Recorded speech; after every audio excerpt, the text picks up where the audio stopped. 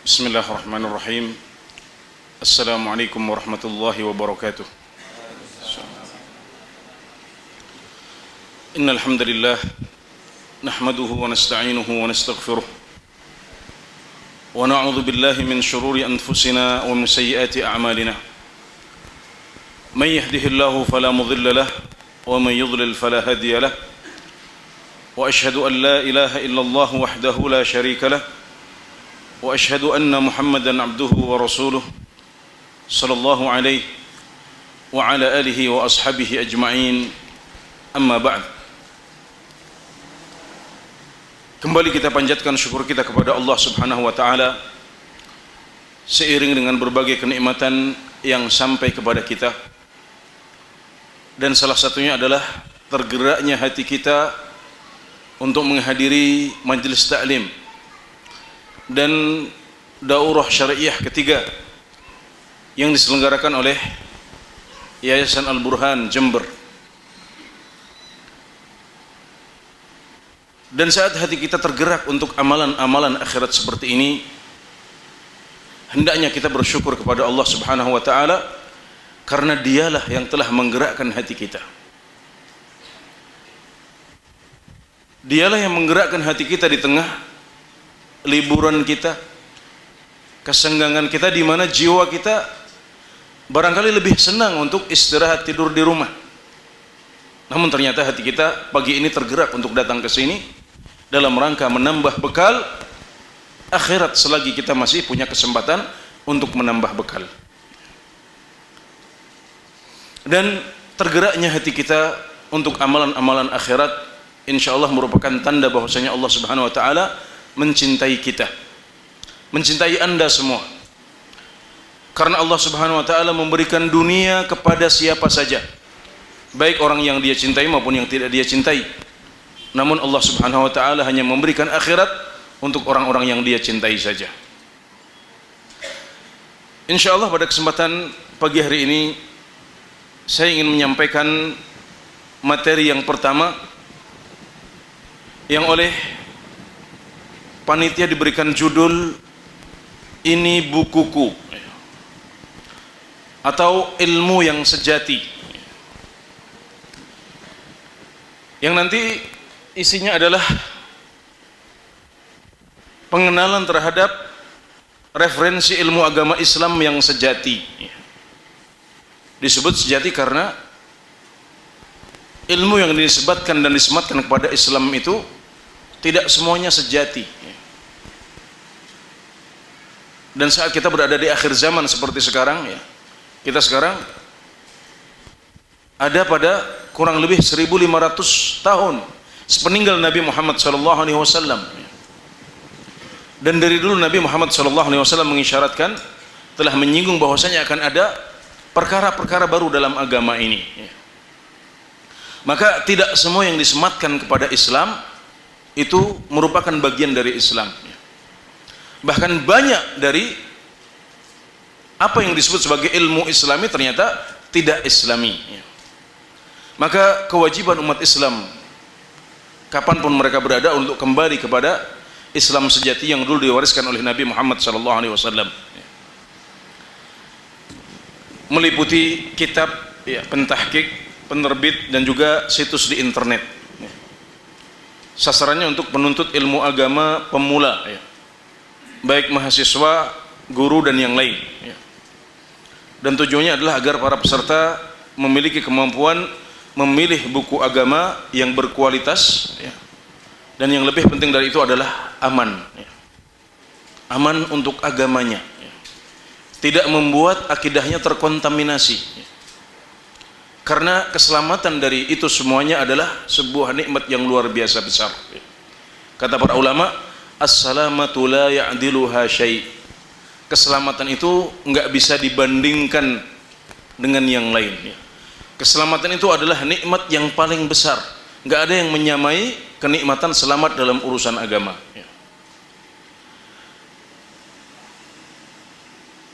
Kalau keselamatan dunia, kalau keselamatan akhirat adalah keselamatan yang paling besar, ya, maka masalah dalam urusan agama kita adalah masalah yang paling besar juga, ya. Dan kalau kita bisa terhindar dari masalah dalam agama ini, maka itu adalah perlindungan dari Allah Subhanahu wa taala yang harus kita syukuri, ya. Sebelum masuk ke materi utama, barangkali cocok kalau kita memulainya dengan mereview kembali beberapa hal tentang keutamaan menuntut ilmu agama, ya. Di antara hadis yang paling lengkap yang menjelaskan keutamaan menuntut ilmu agama adalah sebuah hadis panjang dalam riwayat Abi Dawud dengan sanad yang sahih dan berisi 5 kalimat dari Rasulullah sallallahu alaihi wasallam. Yang pertama adalah man salaka tariqan yaltamisu fihi ilman sahhalallahu lahu bihi tariqan ilal jannah. Barang siapa yang menuntut jalan untuk menuntut ilmu, maka Allah akan mudahkan baginya jalan menuju surga. Kata para ulama, kalau seandainya tidak ada yang bisa kita raih dengan menuntut ilmu kecuali hanya satu janji ini, kalimat pertama Rasulullah SAW dalam hadis ini, maka itu sudah cukup, karena itu yang dicari oleh semua orang.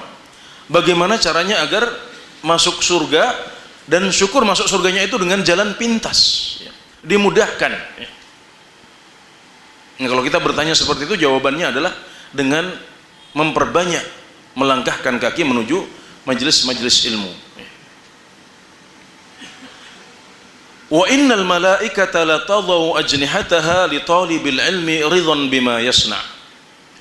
Dan sesungguhnya para malaikat itu meletakkan sayapnya untuk para penuntut ilmu sebagai wujud ridha mereka kepada para penuntut ilmu itu. Jadi tanpa disadari oleh para penuntut ilmu, saat mereka melangkahkan kaki menuju majelis ilmu kemudian hadir dalam majelis-majelis itu, maka malaikat di pojok-pojok masjid, malaikat di pojok-pojok ruang kuliah, para malaikat di pojok-pojok majelis taklim meletakkan sayap mereka. Dan kita mengetahui bahwasanya Allah Subhanahu wa taala memberikan sayap-sayap untuk para malaikat. Malaikat Jibril misalnya, yang merupakan malaikat paling mulia, memiliki 600 sayap. Nah, sayap-sayap ini diletakkan oleh mereka ketika mereka melihat ada orang-orang yang menuntut ilmu sebagai bentuk ridha mereka. Tentunya kita tidak bisa melihatnya karena ini adalah kabar gaib. Tapi bagi seorang muslim, kabar gaib harus diimani.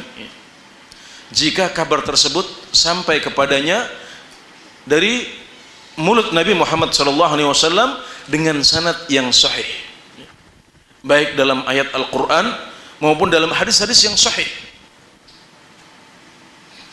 maka meskipun kita tidak bisa melihat secara fisik wujud para malaikat seperti apa, secara empiris tidak bisa kita buktikan, namun kita mengimani kabar yang disampaikan oleh Nabi Muhammad SAW.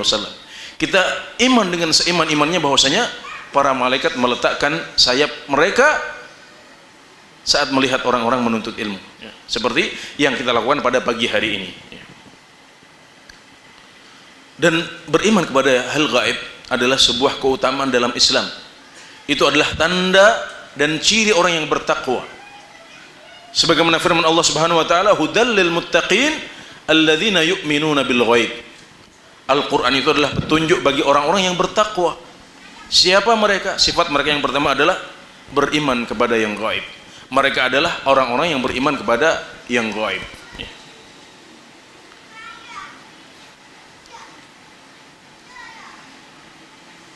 Kemudian wa innal 'alima la yastaghfiru lahu man fis samawati wal ard hatta al-hitani fi jawfil ma. Dan sesungguhnya seorang ulama itu, ya, seorang alim, ya, kalau redaksi hadisnya seorang alim, ya, kita terjemahkan sebagai seorang ulama, ya, padahal dalam bahasa Arab ulama itu banyak, ya. Ini karena kata alim dalam bahasa Indonesia itu sudah berubah maknanya, ya. Kalau disebut alim itu artinya orang yang apa? Yang pendiam gitu Pak, ya, yang enggak neko-neko gitu, enggak seperti anak pada umumnya, itu disebut alim gitu. Padahal dalam bahasa Arab alim itu ya berilmu, ya ulama itu. Maka kita katakan, dan para ulama itu beristighfar baginya seluruh makhluk yang ada di langit dan bumi sampai ikan-ikan di lautan. Percaya nggak Pak? Percaya nggak dengan seperti itu? Kok enak banget ya? Semua makhluk beristighfar untuknya.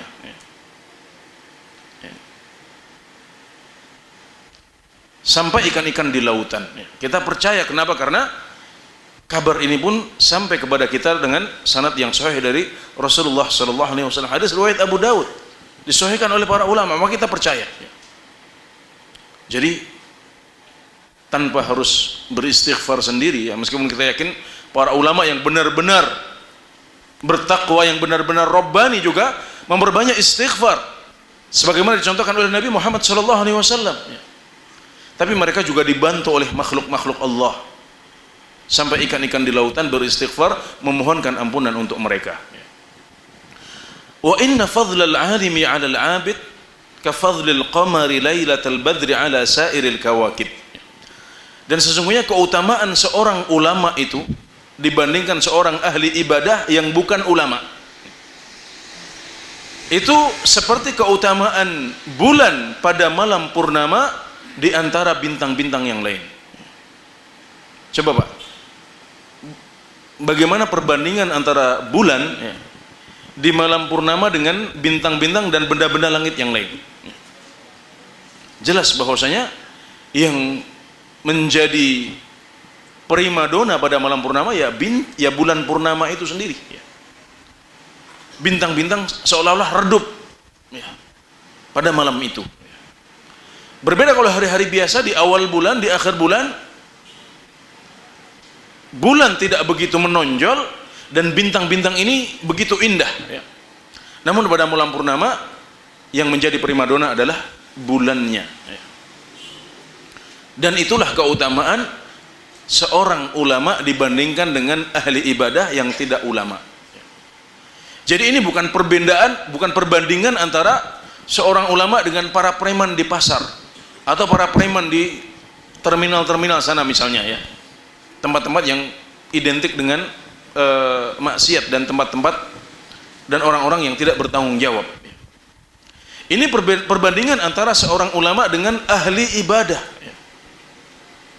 Tapi ahli ibadahnya tidak memiliki ilmu yang memadai. Nah itu keutamanya seperti bulan pada malam purnama dibandingkan benda-benda langit yang lain.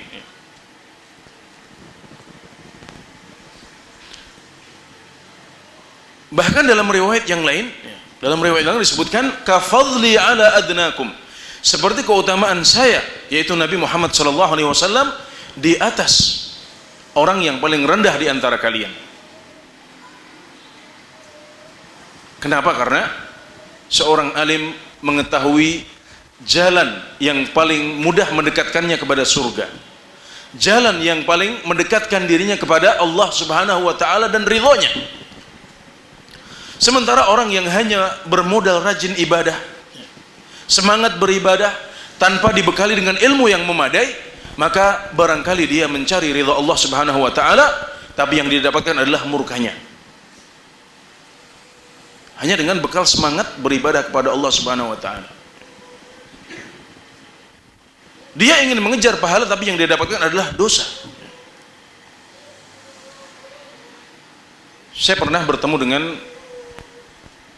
seorang yang datang berhaji di tanah suci ya. Mungkin sudah beberapa kali saya sampaikan di majelis ya. Ada orang yang datang ke Mekah, kemudian berziarah ke kota Madinah ya. Dan saat saya bertemu dengannya, saya menemukan dia membawa sebuah buku panduan ibadah haji, atau persisnya panduan doa selama ibadah haji ya. Dan di sana saya dapatkan ada sebuah doa yang sangat fatal, yaitu doa meminta perlindungan kepada Rasulullah SAW dari neraka. Ya Rasulullah, ajirni minan nar. Wahai Rasulullah, lindungi saya dari api neraka. Meminta perlindungan kepada Rasulullah SAW dalam sesuatu yang tidak beliau kuasai saat beliau hidup, apalagi memintanya saat beliau sudah meninggal. Ini syirik akbar kata para ulama. Bayangkan orang datang untuk menyempurnakan ibadah haji, menyempurnakan rukun Islam yang kelima. Tentunya dia bukan hanya seorang muslim, tapi seorang muslim yang punya kelebihan tertentu, mau mengorbankan hartanya, waktunya, tenaganya untuk menyempurnakan rukun Islam dia. Tapi karena bekal ilmu yang kurang memadai, hanya modal semangat dalam beribadah saja, maka dia bisa jadi jatuh dalam perkara yang fatal seperti ini. Mau cari pahala tapi yang dia dapatkan adalah murka. Kalau seandainya dia benar-benar mengucapkan doa itu di depan kuburan Rasulullah sallallahu alaihi wasallam. Jadi dikiranya mau dapat rotan, ternyata ular. Seperti hatibul lail, seperti orang yang mencari kayu bakar di tengah malam.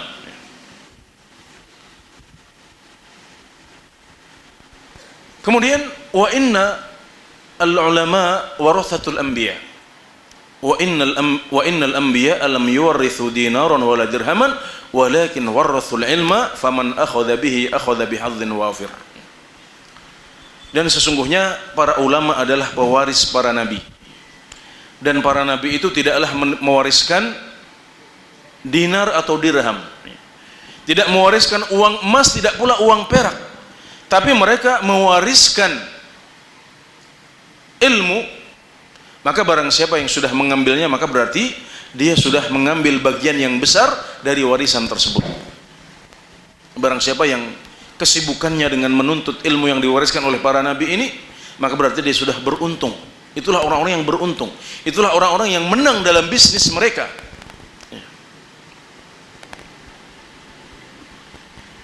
Kalimat terakhir dalam hadis ini dipakai oleh para ulama untuk berdalil bahwasanya yang dimaksud dengan ilmu di sini adalah ilmu agama. Maka mereka mengatakan keutamaan-keutamaan yang disebutkan oleh para ulama, yang disebutkan oleh Al-Qur'an, oleh hadis-hadis Nabi Muhammad SAW, maksudnya adalah ilmu agama. Karena itulah ilmu yang diwariskan oleh para nabi. Adapun dalam urusan dunia, ya ilmu-ilmu dunia, maka Nabi Muhammad SAW pernah mengatakan, antum a'lamu bi umuri dunyakum. Kalian lebih tahu dengan urusan dunia kalian. Jadi ceritanya suatu ketika Nabi Muhammad SAW melewati sekelompok orang yang sedang melakukan takbir. Takbir itu adalah praktek perkawinan silang dalam pohon kurma. Ada pohon yang jantan, ada pohon yang betina. Nah, pohon betina itu, pohon jantan itu memiliki semacam bubuk, ya, semacam bubuk, serbuk, ya, semacam serbuk, ya. Yang agar buah betina bisa berbuah, maka serbuk jantan ini harus dipindahkan ke pohon yang betina. Apa namanya? Putih, Pak, ya. Ya kira-kira seperti itu. Saya udah lama sekali nggak belajar biologi lagi, ya. Nah, Rasulullah SAW melewati orang yang sedang melakukan takbir atau perkawinan pohon kurma ini. Maka beliau mengatakan, halla taraktumu, kenapa tidak kalian biarkan saja biar berbuah sendiri. Para sahabat karena mereka sangat hormat dengan Rasulullah SAW dan berpikir bahwasanya adalah wahyu dari Allah Subhanahu Wa Taala, akhirnya mereka pun meninggalkan takbir itu, tidak mereka lakukan. Dan ternyata setelah ditunggu minggu demi minggu, bulan demi bulan, ternyata tidak ada buah pada tahun itu. Pohon kurma mereka tidak berbuah. Maka kemudian mereka datang kepada Nabi Muhammad SAW dan mengatakan, wahai Rasulullah, kami menyangka bahwasanya yang engkau ucapkan adalah wahyu. Kemudian kami mengikutinya, dan ternyata buah kami tidak berbuah tahun ini. Maka dari situlah muncul ucapan Nabi Muhammad SAW, antum a'lamu bi umuri dunyakum. Kalian lebih tahu dengan urusan dunia kalian. Kalau dalam urusan dunia, para petani lebih paham daripada Rasulullah SAW.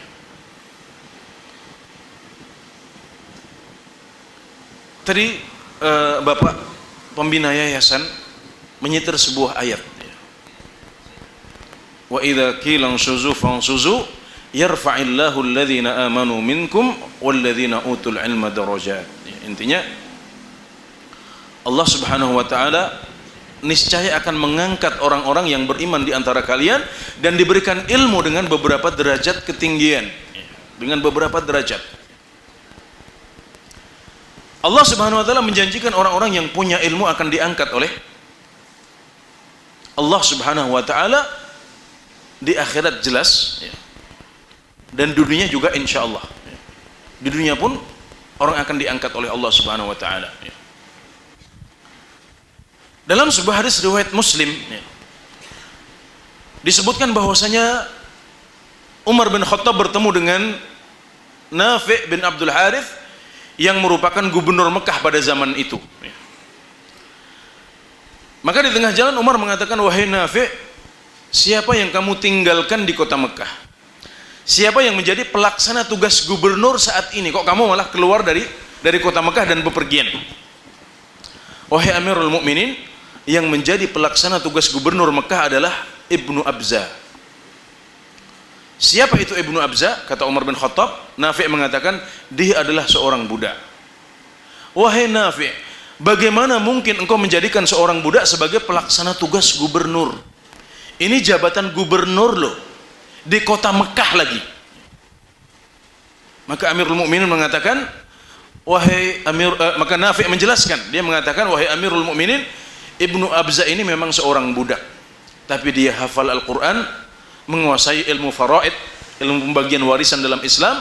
Kemudian yang ketiga, dia bisa menghukumi di antara orang-orang yang berselisih padanya.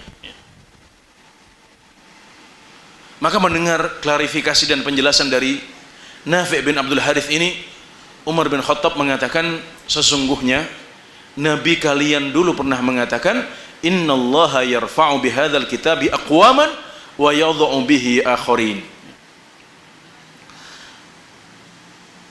Sesungguhnya Allah mengangkat dengan kitab ini, yaitu Al-Quran, sebagian kaum dan menjatuhkan dengannya sebagian yang lain.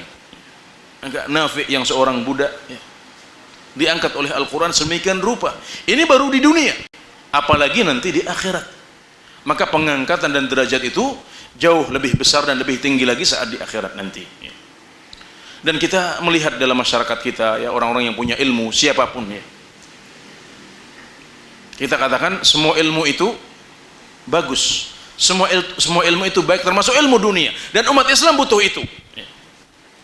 Meskipun ilmu agama memiliki kelebihan tersendiri, ya. Maka kita lihat dimanapun kita berada, yang namanya orang yang punya ilmu pasti memiliki kedudukan yang tinggi di masyarakat, pasti dihormati, disegani, baik dia seorang dokter, dia seorang insinyur, dia seorang ekonom, atau dia seorang ustadz. Mereka senantiasa dipandang dengan hormat di masyarakat mereka. Memiliki pemahaman ilmu agama yang baik merupakan tanda bahwasanya Allah Subhanahu wa taala menginginkan kebaikan untuk orang tersebut. Dalam sebuah hadis riwayat Al-Bukhari dan Muslim, Rasulullah sallallahu alaihi wasallam bersabda, "Man yuridillahu bihi khairan yufaqihuhu fid din." Barang siapa yang Allah inginkan kebaikan untuknya, maka Allah akan jadikan dia paham dalam ilmu agama. Kata Ibnu Hajar Al-Asqalani, hadis ini memiliki pesan tersirat dan pesan tersurat. Pesan tersuratnya adalah bahwasanya, ya, ada pesan dari panitia, kita harapkan kepada teman-teman yang di depan agar lebih maju lagi, karena di belakang masih ada saudara-saudara kita yang tidak mendapatkan tempat yang nyaman, ya. Jadi tafassahu, ya, maju lagi, ya, agar lebih longgar dan teman-teman yang di belakang mendapatkan tempat yang nyaman, ya.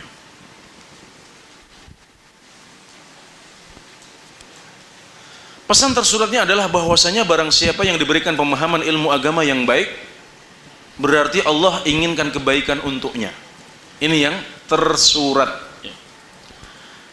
Adapun yang tersirat adalah bahwasanya barang siapa yang tidak diberikan oleh Allah Subhanahu wa taala pemahaman agama yang baik, maka berarti Allah tidak inginkan kebaikan untuknya. Nah, ini dinyatakan oleh Ibnu Hajar Al-Asqalani rahimahullahu taala. Maka sekarang coba kita lihat diri kita masing-masing. Apakah kita sudah punya pemahaman agama yang baik atau belum? Dan kalau belum, ayo kita berusaha untuk menjadi orang yang memiliki pemahaman agama yang baik. Mulai belajar, mulai ngaji sebisa dan semampu kita. agar kita tidak terlewatkan oleh keutamaan ilmu agama ini.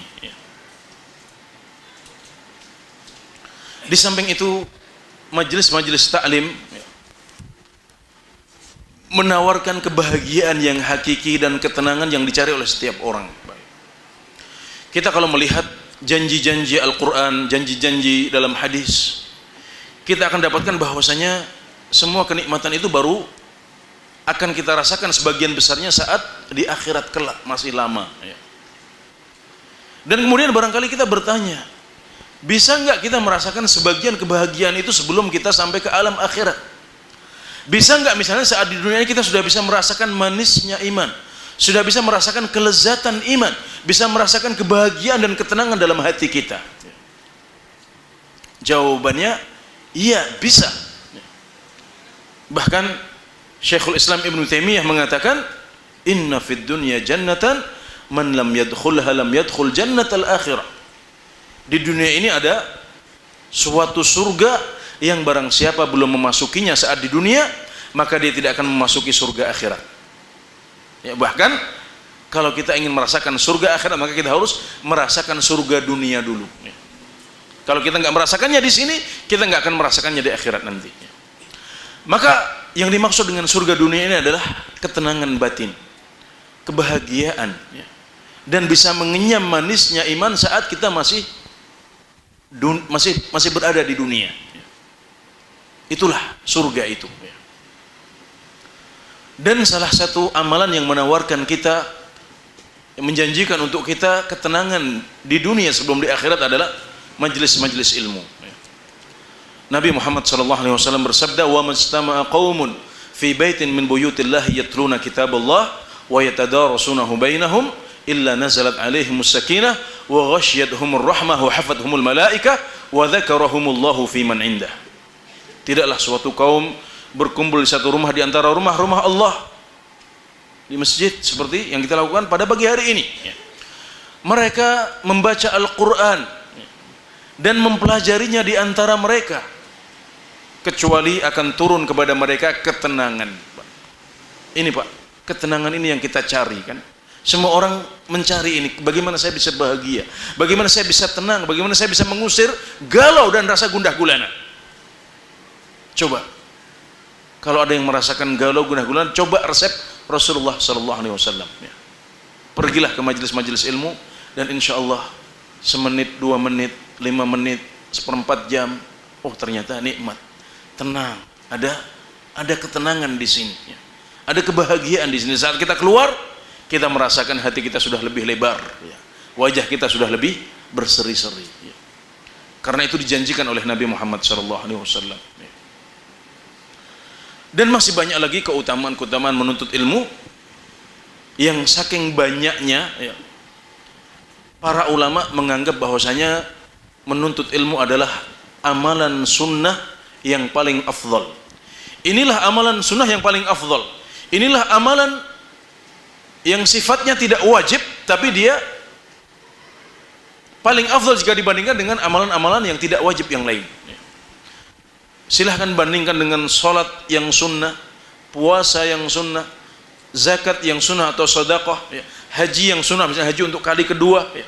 Umroh yang sunnah untuk kali kedua dan seterusnya, ya.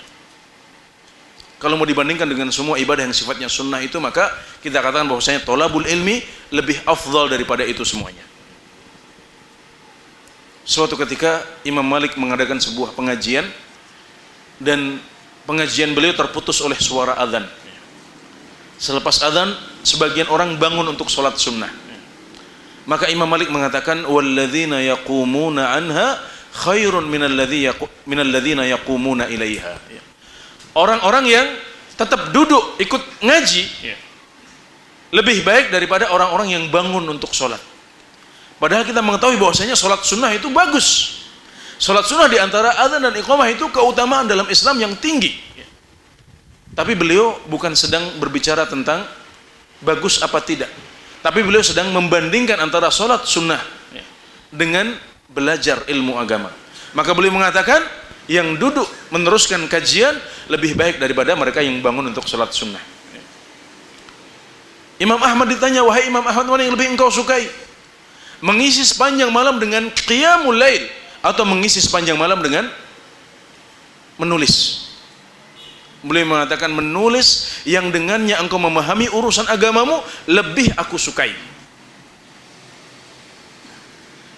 Dan ini semuanya diringkas oleh Imam Syafi'i dengan mengatakan laisa syai'un ba'dal fara'idhi afdhala min talabil ilmi.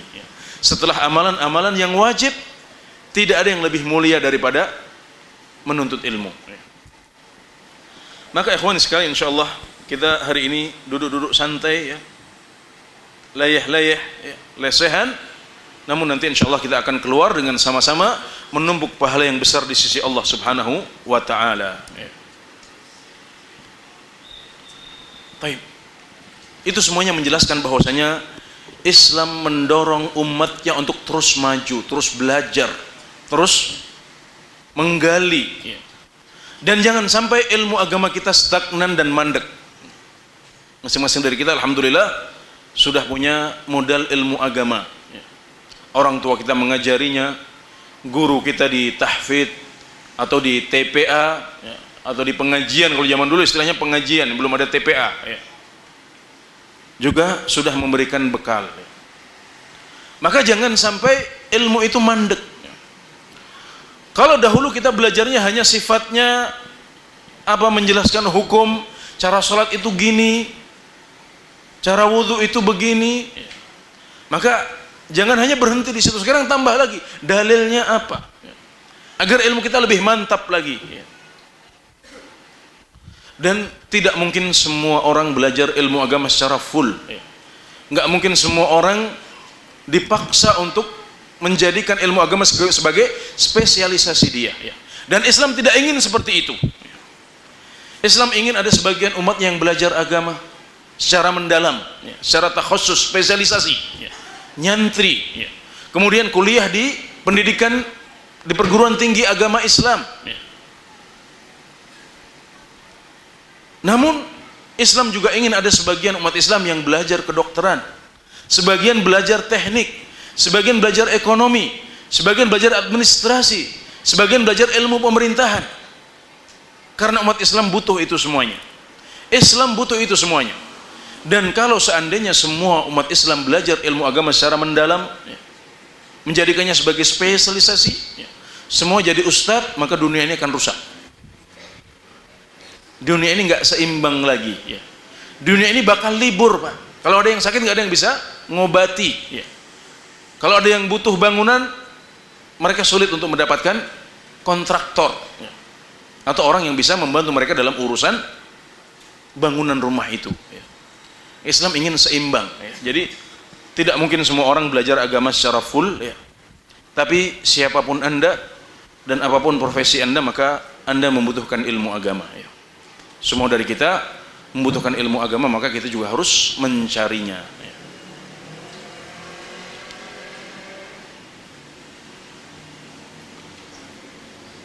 Nah, setelah kita mengetahui bahwasanya masing-masing dari kita butuh ilmu agama ya, nanti kita akan jelaskan bagaimana prioritasnya ya. Sejauh apa sih kita wajib untuk belajar ilmu agama ya? Atau poin-poin apa saja sih yang harus dipelajari oleh setiap muslim? Sebelum kita membahas itu, kita akan bahas dahulu bagaimana cara menuntut ilmu agama ya. Ada beberapa kiat ya. Kiatnya banyak, tapi saya ingin menyebutkan yang paling penting yang berhubungan dengan materi kita pada pagi hari ini. Yang pertama, belajar agama itu harus dengan talaqi ya.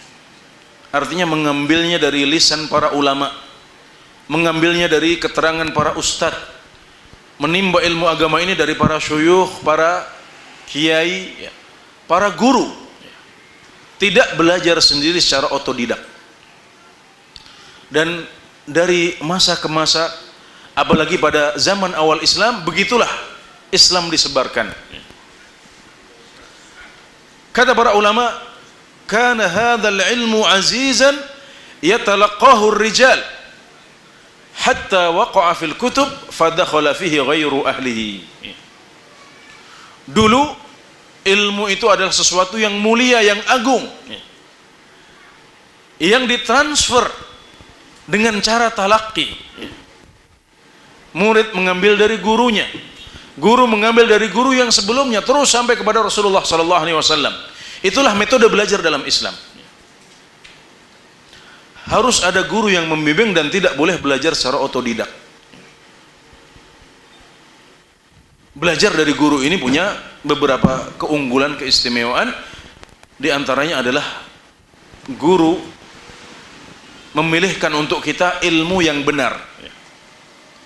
Karena seperti yang sudah kita jelaskan di depan, tidak semua ilmu itu harus ditimba. Tidak semua ilmu itu prioritas untuk dipelajari. Bahkan ada sebagian ilmu yang kata para ulama jahluhu la yadhur. Yang kalau kita tidak mengetahuinya nggak masalah, nggak bahaya. Bahkan ada sebagian lagi ilmu yang kalau kita mengetahui rusak, membuat kita rusak. Nah, gurulah yang berfungsi atau berperan sebagai orang yang memilihkan. Jadi kita terima jadi, oh ini yang bagus insya Allah. Sudah kita percaya pada guru kita. Kemudian saat baca kitab, kalau ada yang susah, kita nggak paham, ustadznya yang menjelaskan, oh ini artinya kayak gini. Kita nggak usah capek nyari di kamus atau browsing, ini artinya apa sih, penjelasannya bagaimana sih. Tinggal duduk enak, santai, ustadz yang menjelaskan itu semuanya. Kemudian ilmu agama itu banyak cabangnya, ada ilmu akidah, ada ilmu tafsir, ada ilmu hadis, ada ilmu mustalah hadis, ada ilmu fikih, ada usul fikih, ada nahwu dan lain sebagainya. Seorang muslim yang ingin belajar agama hendaknya berusaha untuk mengumpulkan cabang-cabang ilmu ini sebanyak mungkin. Tapi harus ada prioritasnya. Semakin seorang ulama, seorang ustadz menguasai banyak cabang ilmu ini, maka ilmu dia akan semakin mumpuni dan semakin lengkap.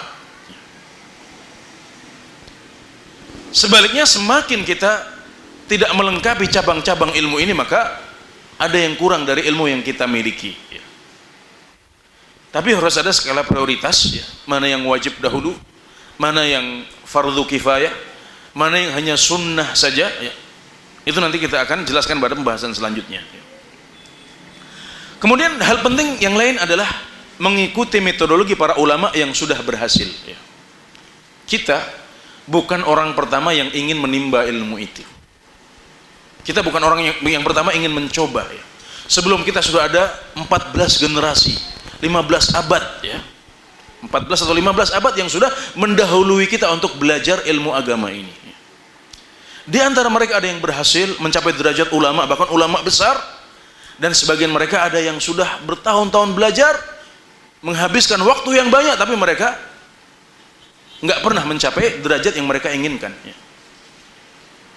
Hanya begitu-begitu saja ilmunya, padahal tenaga yang sudah dikeluarkan banyak, waktu yang sudah dikuras juga banyak. Maka orang yang bijak adalah orang yang mau belajar dari orang-orang yang sukses dan meninggalkan jalan mereka yang gagal. Maka metode para ulama ini sudah dijelaskan, dan pagi hari ini kita juga belajar sebagian dari metode yang mereka pakai itu. Yang keempat, pelan-pelan, bertahap tapi terstruktur. Ilmu agama itu banyak. Saat Nabi Muhammad SAW meninggal, Islam sudah sempurna.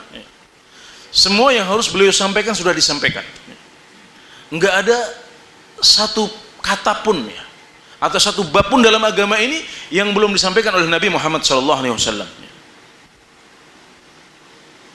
Jangankan tata cara sholat, jangankan sistem pemerintahan Islam, jangankan urusan akidah yang besar-besar, lawong, masalah adab, masuk WC, keluar WC aja diajarkan. Itu menunjukkan bahwasanya apa yang disampaikan oleh Rasulullah SAW sangat banyak. Maka kalau kita melihat ke perpustakaan Islam, kita dapatkan literatur keagamaan yang saya yakin nggak ada di agama-agama lain. Karya-karya para ulama yang sampai berjilid-jilid. Majmu' Fatawa Syekhul Islam Ibnu Taimiyah itu 37 jilid, Pak. Segini. Ada lagi Dzakhiratul Uqba yang baru ya. Dzakhiratul Uqba itu 50 jilid tebal. Ya. Itu hanya satu di antara karya seorang ulama saja. Ya.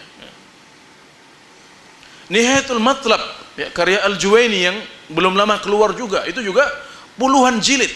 Ya. Nah sekarang bagaimana kita bisa menguasai semua itu? Ya. Tentunya nggak mungkin kita menguasainya dalam setahun 2 tahun, ya. Bahkan tidak juga 4 tahun. Ya. Maka seorang penuntut ilmu harus sabar. Dia harus tahu bahwasanya ilmu ini nggak bisa diraih sekaligus. Ya.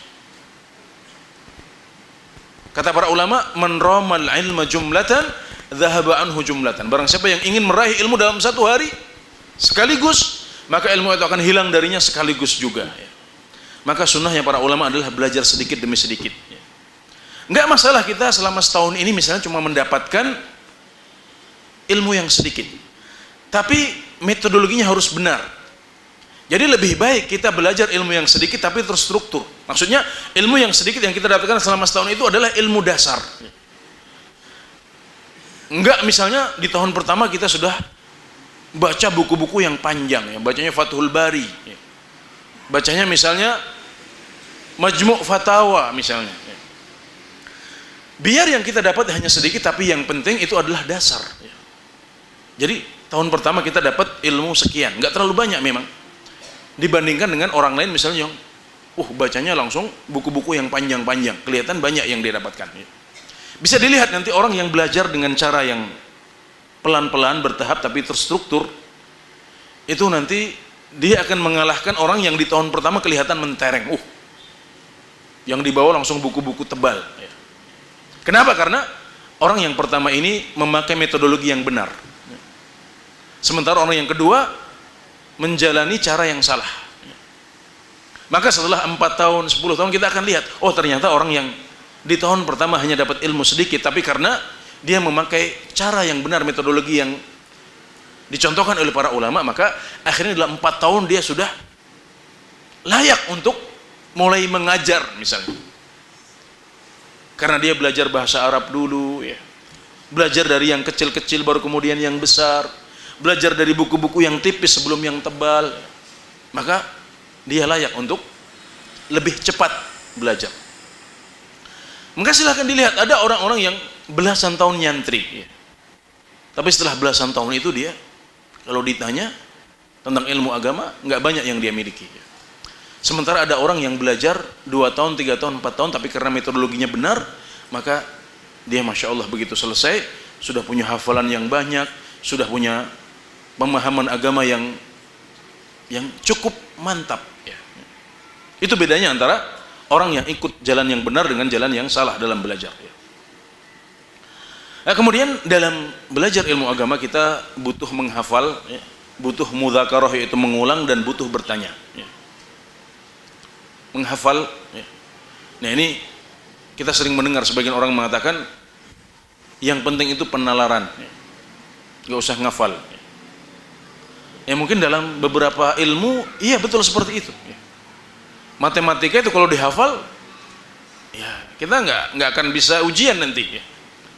Tapi yang penting adalah penalaran, kita paham, perkalian seperti ini, pengurangan seperti ini caranya, penambahan seperti ini, ya. Penalaran yang dibutuhkan karena apa yang diberikan oleh guru kita saat sehari-hari belajar berbeda dengan soal yang dia berikan saat ujian misalnya. Nah, tanpa penalaran maka kita nggak akan bisa menjawab pertanyaan di ujian kalau kita hanya sekedar menghafal saja. Adapun dalam ilmu agama maka menghafal itu mutlak perlu, harus ada hafalan. Kemudian setelah kita hafal kita ada yang namanya mudzakarah, diulang lagi. Kata para ulama, ma aktsara tullabal ilm wa ma aqalla al muta'allimin wa ma aktsara al muta'allimin wa ma aqalla man wuffiqa lil muraja'ah wa ma aqalla al muraji'in. Alangkah banyak orang-orang yang menuntut ilmu, tapi betapa sedikit orang yang benar-benar belajar. Dan betapa banyak orang-orang yang benar belajar, tapi betapa sedikit orang-orang yang diberikan taufik untuk murajaah, ngulang lagi. Padahal dalam murajaah dan mudzakarah, mengulang itulah ilmu semakin tumbuh dan semakin mantap ya. Kemudian juga harus punya kemampuan untuk bertanya, harus rajin bertanya ya.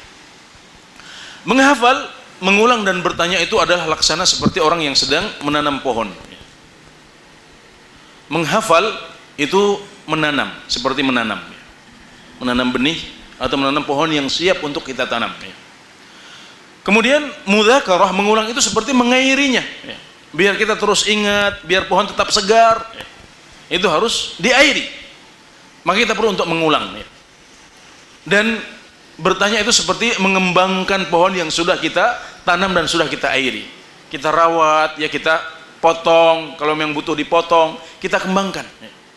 Nah kalau 3 paket ini terus kita lakukan, maka insya Allah kita akan menghasilkan pohon yang subur ya, dan tumbuh sesuai dengan harapan kita. Begitu juga kalau kita mengumpulkan antara menghafal, mudzakarah, mengulang dan bertanya, maka kita akan sampai kepada ilmu yang mumpuni pula ya.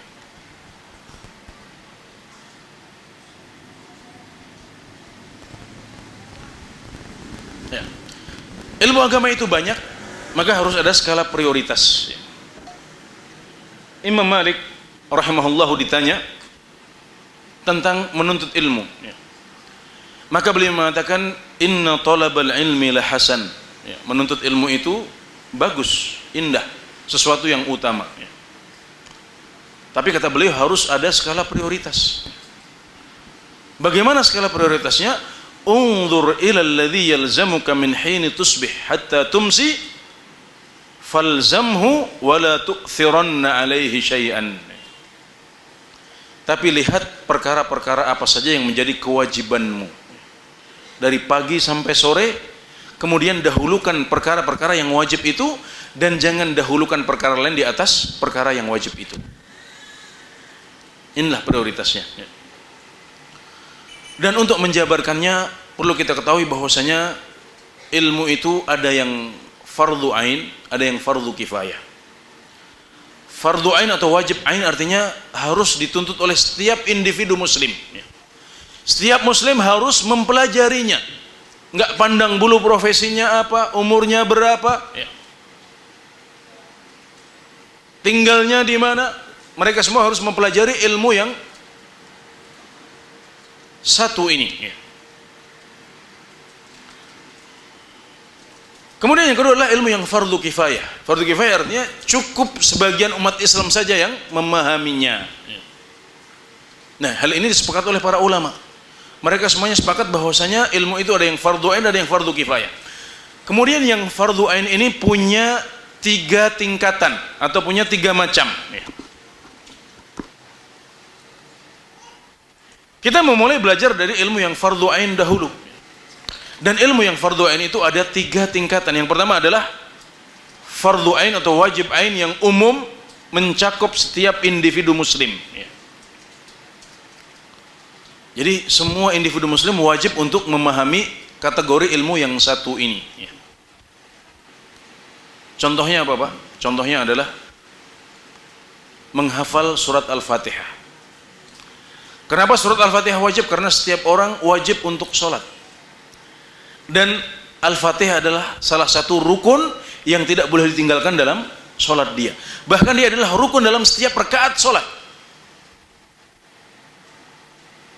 Maka setiap umat Islam harus belajar surat Al-Fatihah. Oke, surat Al-Ikhlas wajib nggak dihafal? Enggak, ya, karena surat Al-Ikhlas itu nggak wajib dalam sholat kita. Ya. Kalau kita hafal, alhamdulillah. Kalau enggak, ya nggak apa-apa. Gitu. Adapun surat Al-Fatihah itu wajib untuk dipelajari. Ya. Semuanya harus hafal. Ya. Kemudian contoh yang lain adalah mempelajari perbedaan antara tauhid dengan syirik. Tauhid itu seperti apa? Syirik itu apa saja? Contoh tauhid apa? Contoh syirik apa? Ya. Mempelajari tentang sunnah dan bid'ah. Sunnah itu apa? Bid'ah itu apa? Harus kita paham. Juga mempelajari perkara-perkara yang diharamkan atas kita. Ya. Setiap muslim harus tahu. Ya. Mulai dari nawaqidul Islam, pembatal-pembatal keislaman. Perkara yang kalau kita melakukannya maka Islam kita batal. Itu harus diketahui oleh setiap muslim. Sihir, ya, syirik, datang kepada tukang dukun, kepada paranormal atau dukun, ya. Kemudian mengolok-olok agama Islam, ya. Ini semuanya adalah pembatal-pembatal keislaman, ya. Di bawah pembatal-pembatal keislaman ini ada namanya kabair, dosa-dosa besar, ya. Dosa-dosa besar, mencuri, ya, zina, ya, minum minuman keras, ya, menuduh seorang wanita muslimah yang terjaga kehormatannya dengan zina misalnya, ya. Itu semuanya termasuk kabair. Riba, ya. Setiap muslim harus tahu hukum-hukum itu semuanya. Juga di bawah al-kabair ini dosa-dosa biasa, ya, tapi hukumnya haram, ya. Tidak sampai membatalkan keislaman kita kalau kita melakukan, ya. Tidak terhitung juga sebagai dosa-dosa besar atau al-kabair, ya. Tapi diharamkan oleh Allah Subhanahu wa taala. Maka setiap muslim juga wajib untuk mengetahui yang seperti ini, ya. Termasuk yang wajib diketahui oleh setiap muslim adalah tata cara sholat. Tata cara sholat sebatas bagaimana agar sholat itu sah dan diterima oleh Allah Subhanahu wa taala. Jadi semua kita yang hadir di sini ini wajib untuk belajar tentang tata cara sholat. Sampai sejauh mana? Sampai sebatas bagaimana sholat kita bisa sah dan diterima oleh Allah Subhanahu wa taala. Kalau sudah sampai derajat itu berarti kita sudah cukup. Targetnya bukan untuk menjadi ustadz, bukan untuk menjadi mufti yang ditanya ustadz, kalau saya ragu dalam sholat bagaimana yang saya lakukan. Itu nanti kerjaannya para ustadz. Ustadz, kalau saya memegang misalnya dzakar kemaluan saya setelah saya berwudu, wajib wudu lagi enggak? Nah itu nanti untuk menjawab pertanyaan-pertanyaan seperti ini, itu tugasnya para ustadz. Mereka yang target belajarnya adalah untuk menjadi referensi, menjadi mufti. Adapun yang wajib bagi setiap muslim adalah mempelajari tata cara sholat sebatas bagaimana nanti sholat dia ini sah dan diterima oleh Allah Subhanahu wa taala. Sebatas mengetahui tata cara puasa, ya, karena setiap orang wajib untuk puasa. Ya, ini beberapa contoh ilmu yang kategori pertama, wajib ain yang umum mencakup setiap individu muslim. Ini adalah prioritas pertama kita. Kemudian yang kedua, wajib ain tapi khusus. Yang pertama wajib ain umum. Yang kedua ini wajib ain khusus. Apa artinya khusus? Khusus artinya tergantung profesi dan kondisi masing-masing. Seorang dokter, dia harus tahu praktek kedokteran seperti apa saja yang boleh dia lakukan di klinik dia. Dia harus tahu praktek kedokteran apa saja yang tidak boleh dia lakukan di tempat praktek dia. Nah, ilmu ini fardhu ain, tapi khusus untuk pak dokter saja. Seorang pedagang, dia harus tahu apa yang menjadi kewajiban dia selama berdagang. Perkara-perkara apa saja yang tidak boleh dia lakukan saat dia berdagang. Maka seorang pedagang harus mempelajari ilmu yang satu ini, dasar-dasar ilmu dagang. Orang yang wajib zakat, dia harus mengetahui seberapa besar, ya, nisab zakat harta yang dia miliki. Kemudian seberapa besar zakat yang harus dia keluarkan. Ini hanya untuk orang yang sudah wajib zakat saja, Pak. Orang yang miskin, apalagi yang fakir, ya, yang uangnya tidak pernah sampai nisab, dia tidak perlu belajar yang seperti, dia bukan tidak perlu, tapi tidak wajib untuk belajar nisabnya seberapa, ya. Kemudian yang wajib dikeluarkan berapa. Ini maksud dari ilmu yang fardhu ain tapi khusus. Setiap muslim harus tahu bahwasanya ada syarat wajibnya haji.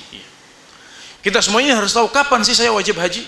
Oh, wajib haji itu kalau Anda sudah punya bekal yang cukup untuk berangkat, kemudian tubuh Anda sehat, dan kalau Anda wanita, Anda harus punya seorang muhrim, ya, yang mengantar Anda untuk pergi ke Mekah. Jadi ilmu haji yang wajib diketahui oleh semua muslim hanya sebatas ini saja.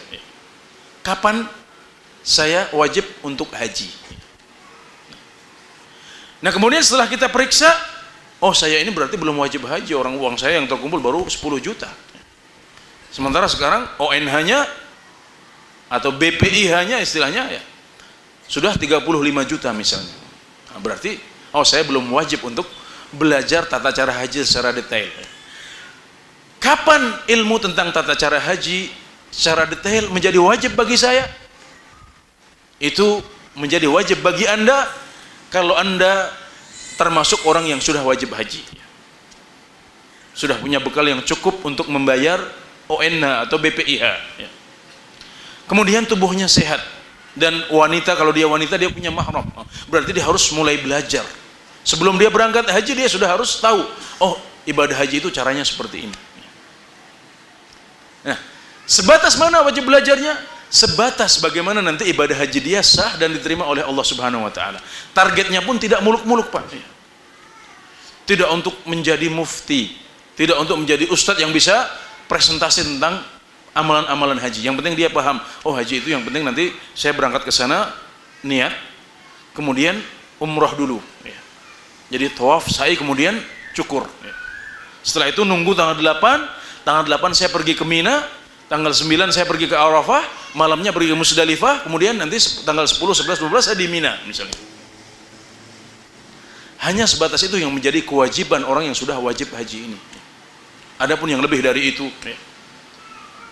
membahas tentang kafarah, tentang dam, tentang fidyah, itu nanti adalah kewajibannya para ustadz, para syekh, para ulama untuk menjelaskannya kepada umat.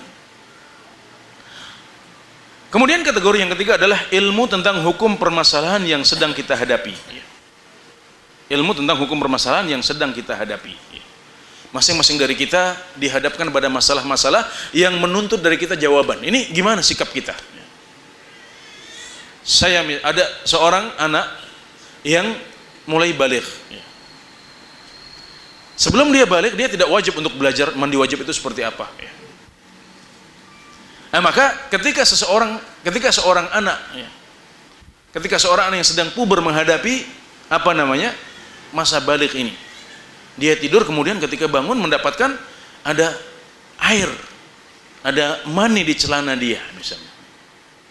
Ini namanya nazilah, Pak. Ini namanya sebuah permasalahan yang sudah ada di depan mata kita. Kita harus tahu bagaimana sikap kita. Nah, maka anak ini harus belajar mandi wajib. Bahkan sebelum itu harus diajari kalau ini loh tanda-tanda kedewasaan itu seperti ini. Sehingga nanti saat dia mendapatkan tanda-tanda itu dia tahu bagaimana dia harus bersikap. Dia harus mandi wajib, dia sudah harus mulai wajib sholat secara penuh, secara sesungguhnya dan lain sebagainya. Adapun sebelum itu maka dia belum wajib untuk belajar itu semuanya.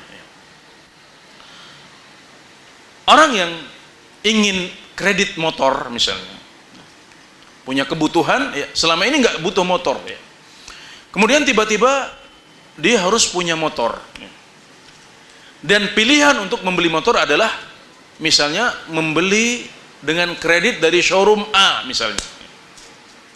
Nah, maka dia dihadapkan pada suatu permasalahan yang membutuhkan jawaban. Maka dia harus tahu jawaban. Benar nggak atau sah nggak kalau saya akhirnya mengambil kredit motor dari showroom A misalnya. Kalau nggak tahu tanya pada para ulama, tanya para ustadz. Nah, ini termasuk ilmu yang wajib. Jadi inilah skala prioritas dalam menuntut ilmu. Setiap orang hendaknya mendahulukan ilmu dalam 3 kategori ini dalam perjalanan dia menuntut ilmu. Kriteria ulama atau yang sebelum itu, ilmu adalah agama. Ambillah dari orang yang layak untuk diambil ilmunya.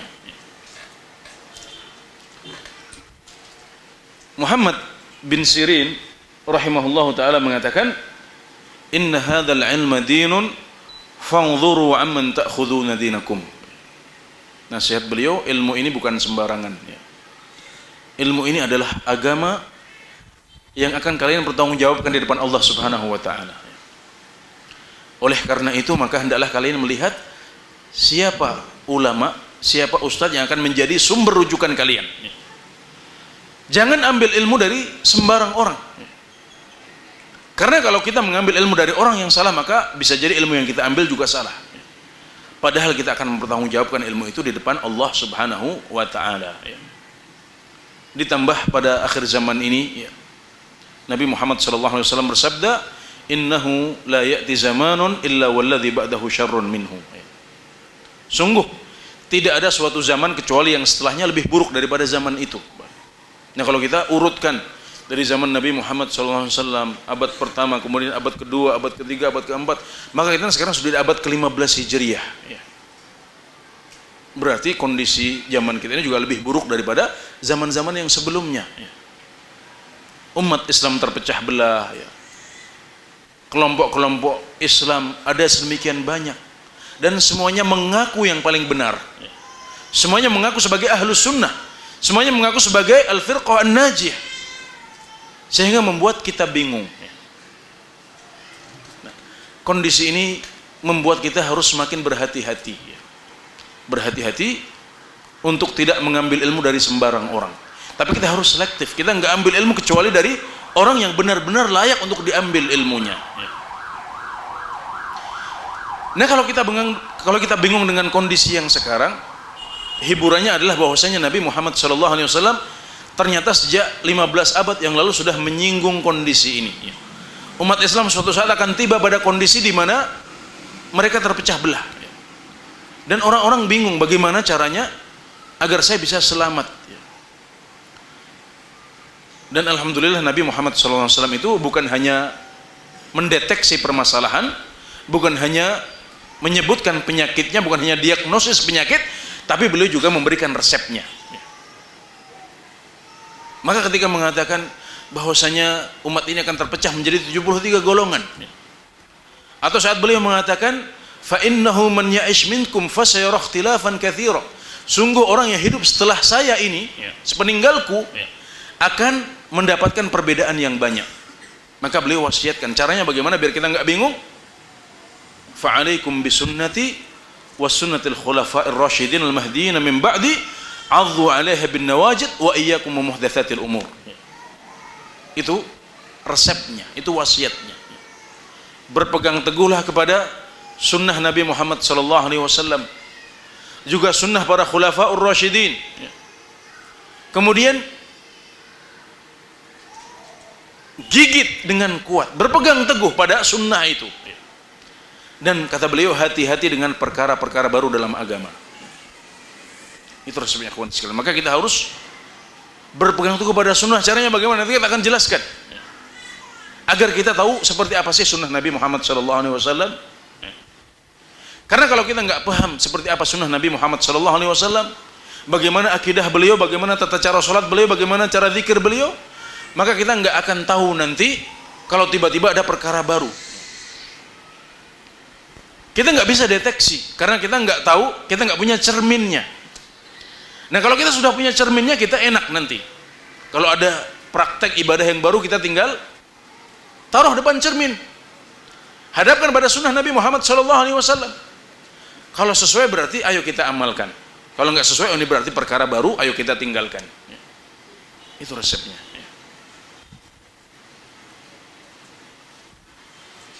Tadi di depan kita jelaskan bahwasanya salah satu kewajiban umat Islam adalah mengetahui hukum permasalahan yang sedang dia hadapi.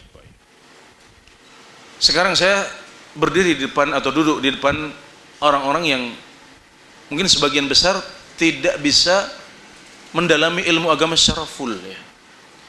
Jadi belajar ilmu agama itu hanya sebagai sampingan. Mungkin profesinya ada yang dokter, ada yang guru, ada yang insinyur, ya, macam-macam, ya. Maka dalam agama kita, ya, orang awam, ya, maksudnya awam dalam urusan agama, ya, itu kewajiban mereka adalah bertanya. Kalau dia sudah bertanya, Pak Kiai, Ustadz, wahai ulama, saya ingin beli motor secara kredit di showroom A, ya. skemanya begini, saya jelaskan. Ya. Boleh nggak saya beli motor secara kredit dari showroom itu? Ya.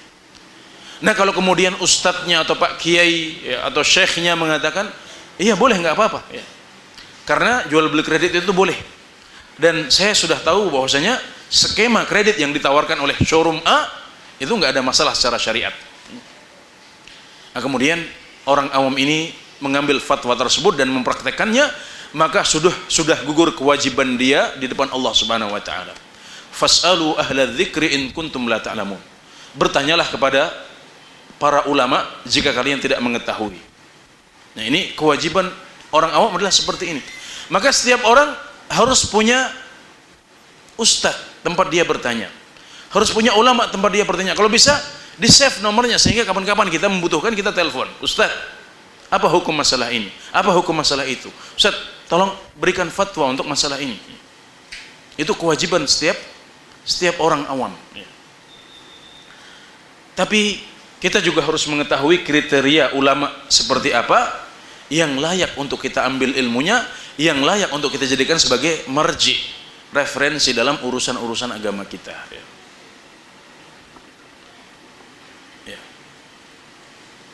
Az-Zabidi dalam kitab beliau Alfiyatus Sanad mengatakan, fama hawal ghayata fi alfi sanah syakhsun fakhudh min kulli fannin ahsanah bihifdhi matnin jami'in lirrajihi ta'khudhuhu ala mufidin nasihi. Orang kalau mau belajar ilmu agama Islam ini semuanya ya, nggak mungkin menguasainya dalam 1000 tahun. Jangankan 4 tahun kuliah ya. Jangankan 20 tahun nyantri dan kuliah. Selama 1000 tahun pun kata beliau ilmu ini nggak akan dikuasai semuanya. Nggak ada seorang pun sahabat Rasulullah Sallallahu Alaihi Wasallam, ya, padahal mereka adalah orang-orang yang paling bertakwa, orang-orang yang paling paham bahasa Arab, orang-orang yang paling rajin dalam menuntut ilmu dari Rasulullah Sallallahu Alaihi Wasallam. Nggak ada seorang pun di antara sahabat Nabi Muhammad Sallallahu Alaihi Wasallam yang menguasai semua cabang ilmu Islam secara sempurna. Abu Bakar As-Siddiq tidak mengetahui sebagian hadis-hadis terkenal, apalagi Umar bin Khattab, apalagi Uthman bin Affan, apalagi Ali bin Abi Thalib. Nggak ada seorang pun yang menguasai ilmu agama Islam semuanya. Maka bagaimana resepnya? Harus ada prioritas. Ambil yang paling bagus. Nah, ilmu agama ini kan sudah dikaji selama 15 abad. Para ulama sudah menulis karya-karya mereka sejak zaman yang lama. Kemudian di antara kitab-kitab itu ada kitab-kitab yang dipakai oleh para ulama, menjadi mu'tamad. Seperti dalam bidang kedokteran juga pasti ada buku-buku yang dipakai, yang lebih baik daripada buku-buku yang lain. Ada buku-buku yang mencakup hal-hal terpenting dalam setiap cabang ilmu, yang kalau kita membaca beberapa halaman saja dari kitab itu, maka kita akan menguasai pembahasan semua ilmu itu. Jadi sekarang kita nggak usah nyari buku-buku yang nggak terkenal, buku-buku yang nggak jelas. Tinggal pakai buku-buku yang terkenal itu sudah. Kata para ulama, yang membuat kitab Arba'in itu ratusan. Tapi nanti akhirnya yang paling terkenal, yang terseleksi oleh alam menjadi dipakai orang adalah kitab Arba'in apa? Arba'in An-Nawawi. Maka ya sudah, itu yang kita pakai. Itu yang kita gunakan untuk belajar. Yang nulis kitab Al-Muwatta itu ratusan, banyak. Tapi yang akhirnya terkenal dan banyak dipakai oleh umat Islam menjadi semacam referensi yang wajib, referensi yang diterima oleh semua kalangan. Itu adalah Muwatta karya Imam Malik.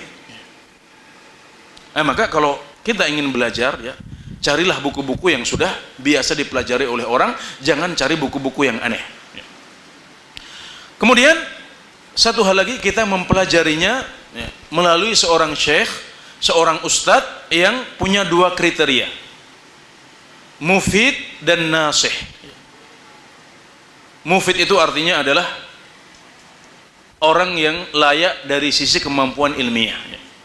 Dia memang benar-benar ustadz, dia benar-benar ulama, Enggak tiba-tiba muncul, kita nggak pernah tahu nyantrinya kapan, belajarnya kapan, tiba-tiba muncul di televisi berfatwa. Padahal tahun kemarin dia masih artis, baru tobat beberapa bulan yang lalu, tiba-tiba muncul ngajar ilmu agama bahkan berfatwa. Yang seperti ini diragukan. Syekh atau ustadz atau ulama yang mufid adalah yang punya kemampuan ilmiah yang mumpuni.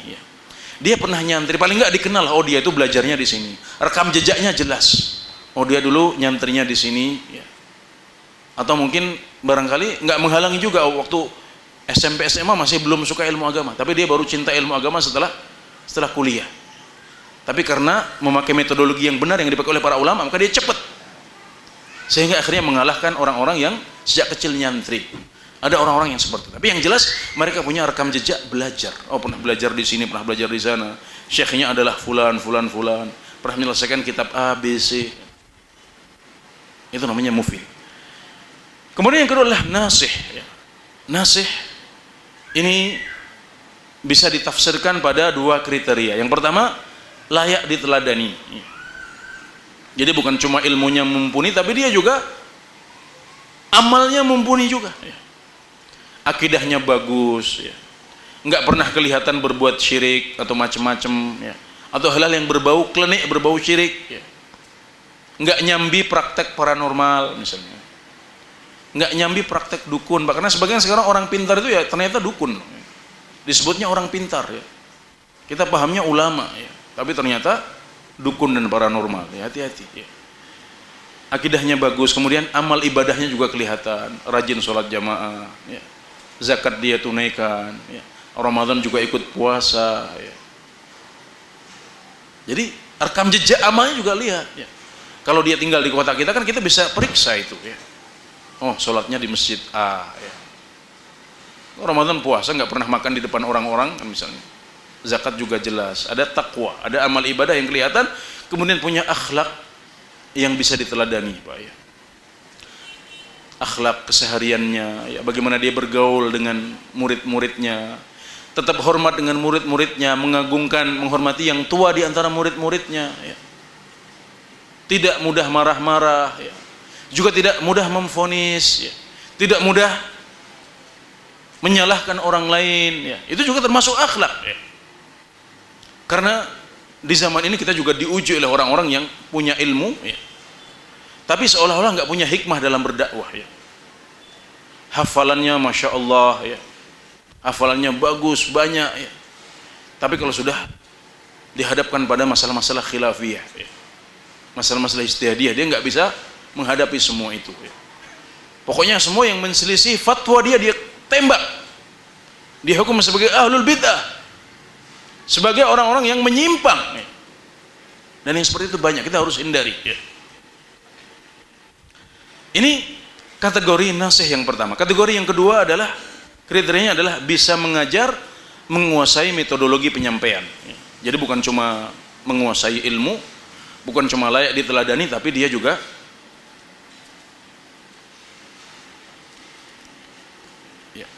juga bisa menyampaikan kajian, ilmunya dia bisa sampaikan dengan baik, menguasai metodologi penyampaian.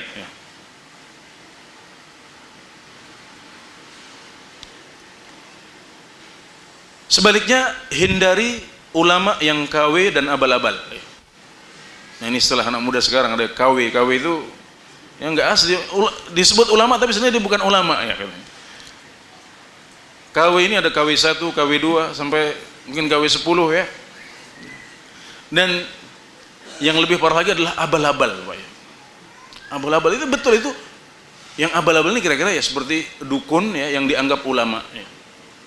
Sudah tahu dukun paranormal, ngomongnya nggak jelas, terbukti mencuri lagi, herannya itu. Kok diundang, undangnya di Jember belakang sini. Pernah ingat beberapa bulan yang lalu ada yang seperti itu diundang di Tegal Besar sini, Pak. Dukun paranormal, terbukti mencuri, terpidana, tapi diundang ke kota kita ini sebagai seorang ustadz. Ini bukan KW lagi, ini sebenarnya betul-betul abal-abal sudah itu. Maka hindari ulama atau ustadz yang KW atau abal-abal seperti ini. Kriterianya diantaranya melakukan pembatal keislaman. Ini yang lebih kadang-kadang lebih susah dipahamkan kepada umat ya. Berbuat syirik, ya, perdukunan, ya, memiliki pemikiran yang menyimpang, ya, Syiah dan sejenisnya, ya. Apalagi tidak sholat, atau meyakini, lebih parah lagi dia meyakini sudah tidak wajib sholat lagi, ya. Sudah sampai derajat ma'rifat, ya. Maka nggak wajib lagi untuk sholat, nggak wajib lagi untuk puasa. Ya. Kalau ada yang seperti itu Pak, tinggalkan, itu sudah tanda nggak beres itu. Sementara Nabi Muhammad SAW yang paling ma'rifat, yang paling wali, ya, dinasihati oleh Allah Subhanahu wa taala, wa'bud rabbaka hatta ya'tiyakal yaqin. Ya. Teruslah beribadah sampai maut menjemputmu. Itu Nabi Muhammad SAW. Bagaimana kemudian ada orang yang mengaku dia sudah sampai derajat ma'rifat, kemudian dia tidak wajib lagi untuk salat, enggak wajib lagi untuk puasa dan ibadah-ibadah yang lain. Ya. Itu adalah tanda bahwasanya dia bukan orang yang layak untuk diambil ilmunya. Ya. Mubtadi dan pengikut hawa nafsu, ya, menyebarkan bid'ahnya, ya. Kemudian mengikuti hawa nafsu dia, ya. Tidak memiliki takwa dan wara, ya. Memakai hak orang lain seenak dia, ya. Hutang nggak dia bayar, ya. Mungkin ustadz kadang-kadang ya butuh hutang juga, ya. Tapi kalau dia punya rekam jejak seperti itu, suka ngemplang, nggak bayar hutangnya, ini juga kita harus pertimbangkan untuk mengambil ilmu dari orang-orang seperti itu. Dan yang paling mudah kita temui adalah yang tidak berakhlak mulia, ya.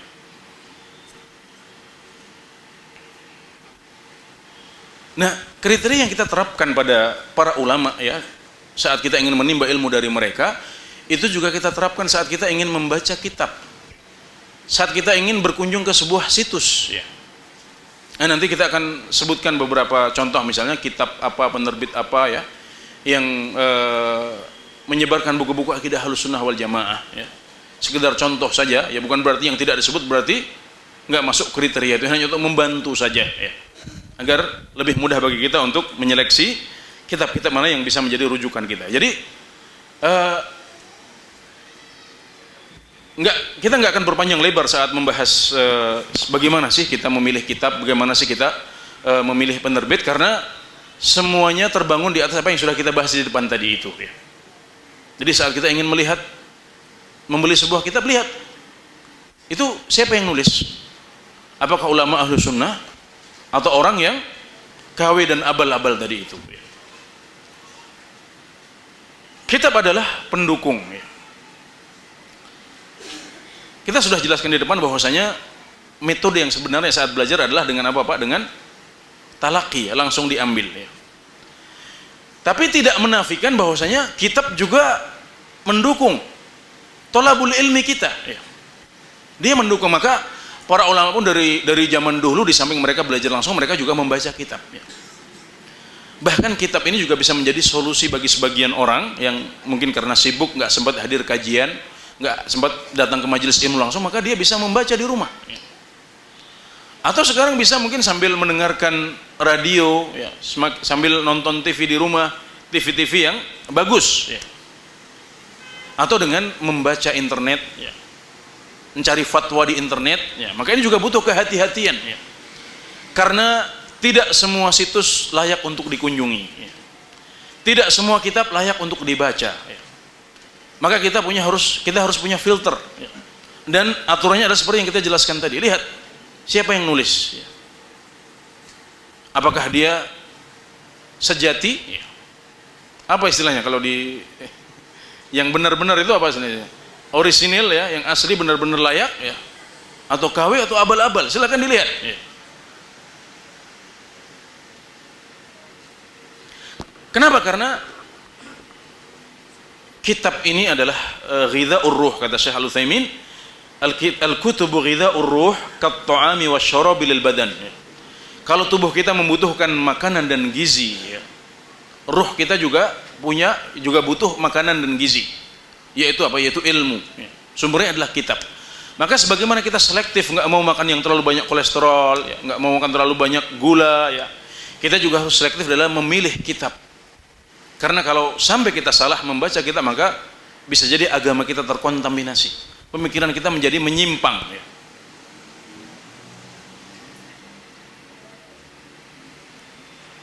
Hendaklah seorang penuntut ilmu juga menghimpun kitab dan membangun perpustakaan dengan skala prioritas dan mengukur kemampuan finansial. Ya, jangan sampai harus ngutang, membebani utang terlalu banyak. Ya sesuai dengan kemampuan kita. Ya.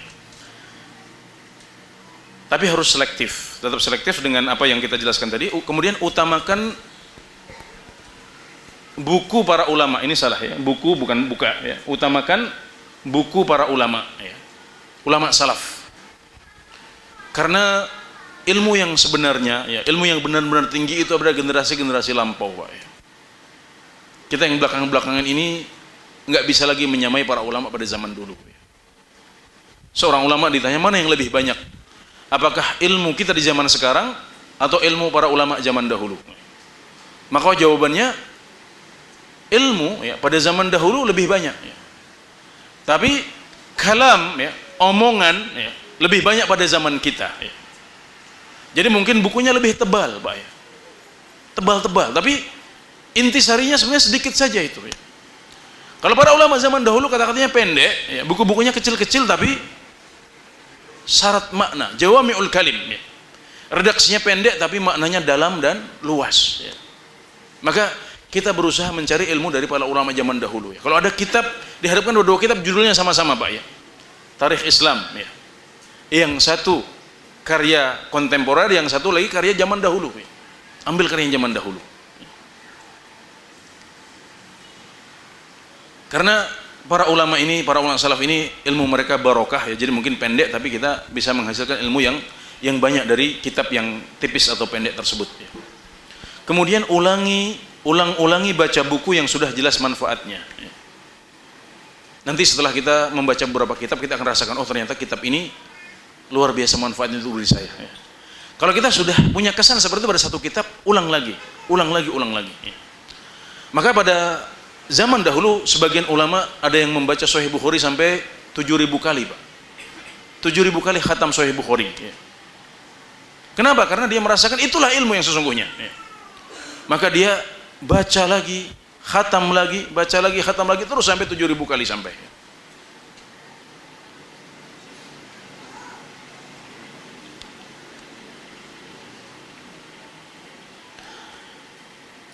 Katakan tidak untuk kitab yang berbahaya. Ada buku-buku yang tidak layak untuk kita baca ya, buku-buku yang bukan memperbaiki agama kita tapi malah merusak agama kita ya. Sekulerisme ya, liberalisme, bid'ah dan lain sebagainya. Dan perlu diketahui bahwasanya sebagaimana kita tidak boleh mengambil ilmu dari ahlul bid'ah juga pengikut hawa nafsu, kita juga tidak boleh untuk membaca kitab yang ditulis oleh mereka. Apalagi kitab-kitab mereka yang mengajak pada kesesatan mereka itu. Mungkin kita berpikir, enggak apa-apa lah, insya Allah kita aman, sekedar wawasan saja. Tidak seperti itu nasihat para ulama, ikhwan sekalian ya. Kata para ulama, al-qulubu dha'ifah wasyubahu khattafah. Jiwa kita lemah ya. Dan subhat itu begitu mudah menyambar ya. Syubhat itu begitu mudah menyambar. Maka jangan main-main dengan ilmu agama ini.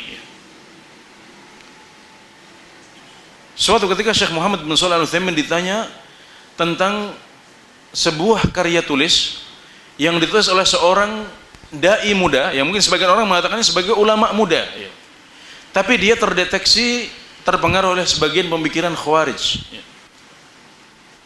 Maka lihat betapa bijaknya nasihat Syekh Muhammad bin Shalih Al-Utsaimin. Beliau mengatakan kebaikan yang ada pada karya dia ini ada dalam kitab-kitab yang lain. Tapi keburukan yang ada pada buku dia ini kita nggak bisa menjaga diri darinya. Artinya beliau bilang jangan baca bukunya. Kayak nggak ada buku lain selain buku dia saja sih. Itu caranya. Itu menunjukkan kehati-hatian. Karena seperti tadi dikatakan oleh siapa tadi, oleh Muhammad bin Sirin tadi ya. Agama, ilmu ini adalah agama, maka hati-hatilah ya. Lihat kepada siapa kalian mengambil ilmu kalian ya. Nah, maka kalau kita berbicara tentang skala prioritas, tadi saya akan rekomendasikan beberapa kitab ya untuk dipelajari setiap penuntut ilmu pemula. Yang pertama adalah Sahih Bukhari ya.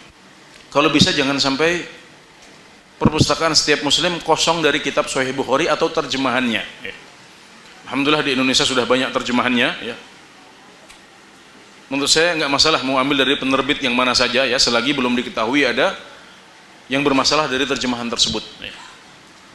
Nah, kalau kita bisa baca satu hadis, dua hadis dalam setiap hari ya, maka insya Allah kita akan mengetahui sunnah Nabi Muhammad SAW. Seperti apa Islam yang murni yang ditinggalkan oleh Nabi Muhammad SAW. Karena Sahih Bukhari ini berisi hadis-hadis yang paling sahih. Hadis-hadis yang paling sahih, semuanya sahih. Kemudian langsung bersumber kepada Nabi Muhammad SAW. Jadi kita tenang. Oh, inilah praktek ibadah Nabi Muhammad SAW. Inilah cara zikir seperti yang dicontohkan oleh Nabi Muhammad SAW. Inilah akidah beliau. Sehingga itu seolah-olah akan menjadi cermin bagi kita. Kalau nanti ke depan kita mendapatkan pemikiran-pemikiran baru, mendapatkan praktek ibadah baru, kita bisa angkat semua contoh itu, kemudian kita hadapkan pada Sahih Bukhari ini. Ternyata tata cara zikirnya nggak sama dengan saya pernah baca di Sahih Bukhari, berarti ini perkara baru. Ternyata akidahnya tidak sama yang diajarkan oleh Rasulullah dalam Sahih Bukhari. Berarti itu akidah yang menyimpang dari akidah Ahlus Sunnah wal Jamaah. Yang kedua adalah Riyadhus Shalihin, ya, karya Imam Nawawi rahimahullahu taala. Karena ini berisi hal-hal paling penting yang perlu kita oleh setiap muslim ya. Tentang bagaimana ibadah dia sah dan diterima oleh Allah Subhanahu wa taala. Kemudian juga tentang amalan-amalan hati yang wajib diketahui setiap muslim, juga tentang larangan-larangan apa saja yang harus dihindari oleh setiap muslim dalam keseharian dia ya. Riyadhus Shalihin. Kemudian karena prioritas kita adalah masalah tauhid ya, perlu juga diketahui beberapa buku yang paling penting dalam tauhid. Yang pertama Ad-Durus Al-Muhimmah Li'ammatil Ummah ya. Atau sebelum itu kalau misalnya Kitabut Tauhid, yang paling penting adalah Kitabut Tauhid karya Syekh Muhammad At-Tamimi ya. Kitabut Tauhid. Kemudian kitab yang membahas prioritas ilmu secara umum ya. Saya rekomendasikan dua ya. Yang pertama adalah Al-Usul Ats-Tsalatsah karya Syekh Muhammad At-Tamimi juga. Kemudian yang kedua adalah Ad-Durus Al-Muhimmah Li'ammatil Ummah ya. Pelajaran-pelajaran penting untuk seluruh umat ya. Ini karya Syekh Abdul Aziz bin Baz rahimahullahu taala, Baqiyatus Salaf ya. Mungkin orang pada zaman kita, tapi beliau adalah salah seorang yang paling komitmen untuk meneladani para ulama salaf ya. Dan kita sudah buktikan akidah beliau, amal beliau ya, akhlak beliau ya. Maka meskipun ditulis pada zaman ini, beliau layak untuk kita sejajarkan dengan kitab-kitab yang ditulis oleh ulama-ulama salaf ya. Ad-Durus Al-Muhimmah Li'ammatil Ummah karya Syekh Abdul Aziz bin Baz. Terakhir saya tutup dengan pentingnya bahasa Arab. Pentingnya bahasa Arab karena Al-Quran dan hadis-hadis Nabi Muhammad SAW disampaikan dengan bahasa Arab ya. Maka meskipun ya belajar bahasa Arab ini barangkali tidak wajib bagi kita ya, saya sarankan kepada teman-teman yang punya kemampuan ya, diberikan kecerdasan ya, belum terlalu sibuk ya, otaknya atau umurnya juga masih memungkinkan untuk belajar bahasa Arab lagi ya. Kalau bisa belajar bahasa Arab secara khusus ya. Karena itu akan mempercepat kita dalam mencapai ilmu yang bermanfaat ya. Daripada kita sekarang ya belajar bertahun-tahun, toh nanti akhirnya baca Fathul Bari, baca buku-bukunya dengan terjemahan juga ya. Lebih baik antum fokuskan diri setahun belajar bahasa Arab, nanti kemudian anda belajar ilmu ini dengan bahasa Arab dari sumbernya langsung ya, nggak pakai terjemahan lagi ya. Itu lebih baik bagi yang menginginkan derajat lebih tinggi ya.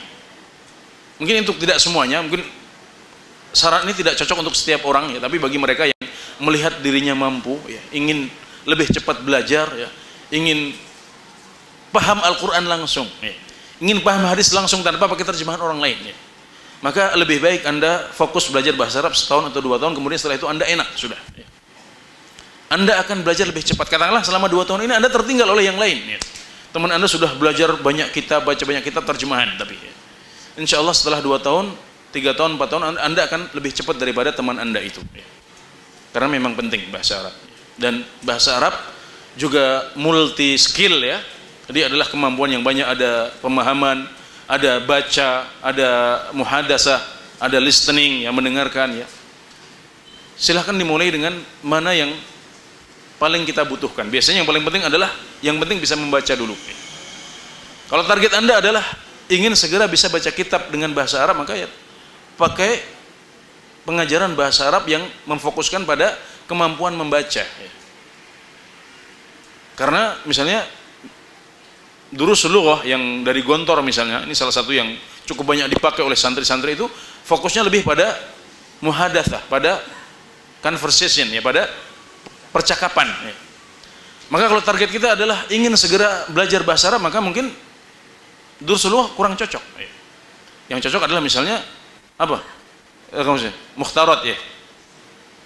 Saya nggak pernah belajar kitab itu soalnya, tapi mungkin yang pernah belajar, kata teman-teman apa, Mukhtarat ya, betul ya, Mukhtarat itu mungkin bisa dipakai untuk seperti itu. Intinya penting bagi penuntut ilmu yang baru mulai ya, yang baru pemula ya, untuk memperhatikan bahasa Arab agar dia bisa lebih cepat lagi dalam mempelajari ilmu agama ini ya.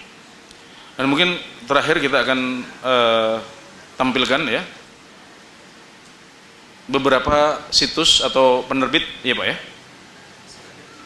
Oh, sudah ada di buku. Sudah ada di buku, nanti bisa dirujuk di kitab yang disampaikan. Sekali lagi catatannya itu bukan semua yang direkomendasikan, tapi sebagian saja yang diketahui oleh panitia. Barangkali nanti bisa menjadi rujukan untuk mempermudah teman-teman di sini dalam menimba ilmu yang sahih, berkualitas dan aman untuk agama mereka ya. Barangkali ini yang bisa saya sampaikan pada kesempatan pagi hari ini. Wallahu taala alam. Wassallallahu nabiyana Muhammad wa ala alihi wa sahbihi wasallam.